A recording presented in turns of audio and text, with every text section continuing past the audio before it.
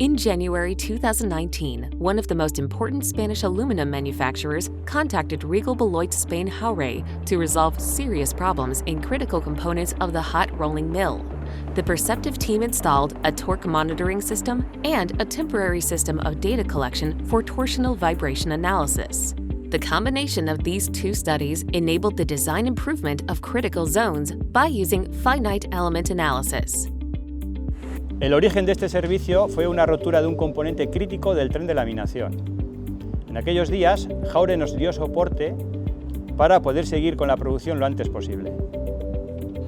Cuando el equipo de Perceptiv instaló el sistema de monitorización, comenzamos a analizar en tiempo real los picos de par que suceden.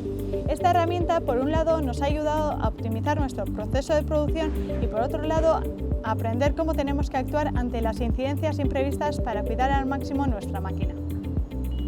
Perceptiv instaló los equipos de medición sobre las alargaderas existentes y durante el desarrollo del proyecto nos ha dado apoyo en la resolución de incidencias y en el análisis de eventos especiales. De todas formas, si tenemos que destacar algo, no solo del equipo Perceptiv, sino de Jaure Regal en general, es el servicio rápido y eficaz que nos ofrecen y que es fundamental para nuestro proceso productivo. The continuous torque monitoring system is currently still operating and is highly valued for the control of production parameters.